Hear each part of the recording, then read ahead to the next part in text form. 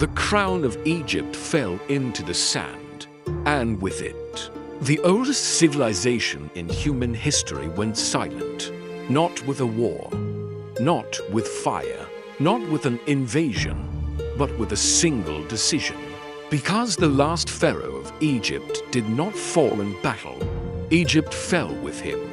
The Nile still flowed as it always had, timeless, calm, divine. It had fed gods and kings. It had crowned emperors and buried dynasties. It had watched pyramids rise and empires fall. For over 3,000 years, Egypt had believed one truth: as long as the Nile flows, Egypt lives forever. But eternity has enemies, and Rome had arrived.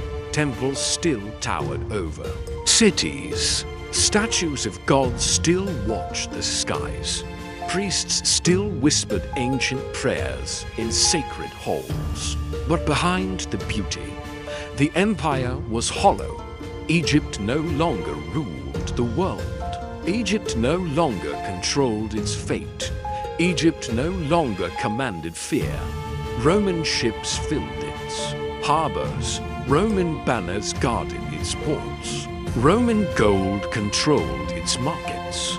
The pharaoh still sat on the throne, but the throne no longer commanded power. The last pharaoh was born into silk and gold, prophecy and prayer.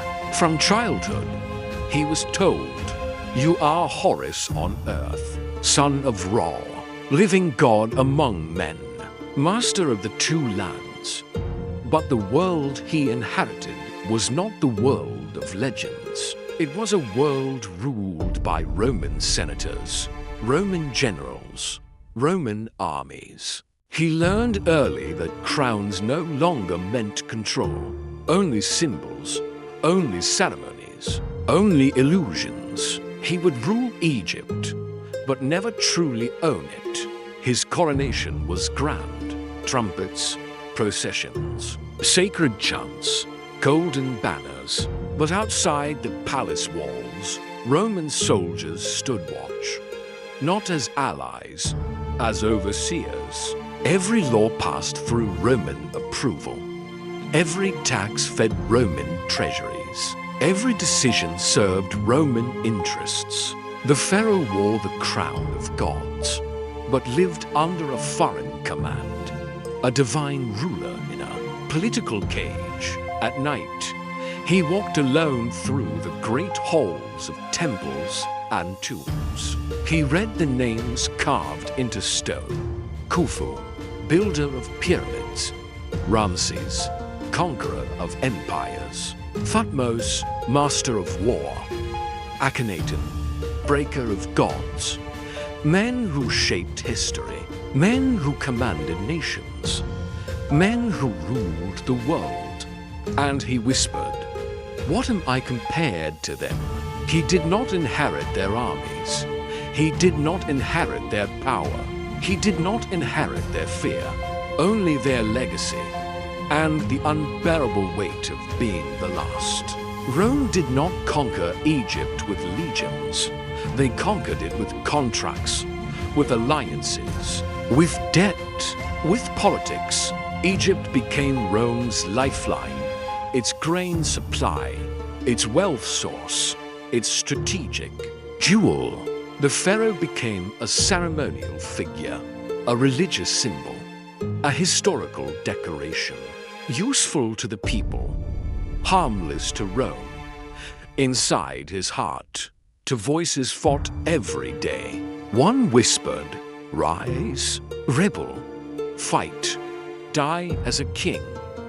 The other whispered, "Protect them, preserve them, save Egypt." Because rebellion meant destruction, Roman legions would burn cities, destroy temples, slaughter civilians, erase culture, erase history. He knew Rome's power. He knew their cruelty. He knew their efficiency. And he knew Egypt would lose. So the last pharaoh faced a decision: no. ruler should ever face, fight for pride, and destroy his people, or surrender his crown and save a civilization. And he chose Egypt over himself. Not glory, not legend, not fame, not memory, but survival. There was no battlefield, no siege, no final charge, no heroic last stand, just a decree, a document, a seal, a transfer of power. Egypt became a Roman province, and in that silent moment, the longest continuous monarchy in human history ended. 3,000 years of divine kingship ended without a sword. The temples remained. The rituals continued. The priests still prayed. But the gods no longer spoke through kings. There was no Horus on earth anymore. No living god. No divine ruler. The pharaoh was now just a man. The last man to ever wear a divine crown. History would not glorify him. There would be no monuments in his name, no great statues, no heroic legends, no epic poems. Because history remembers conquerors, not protectors.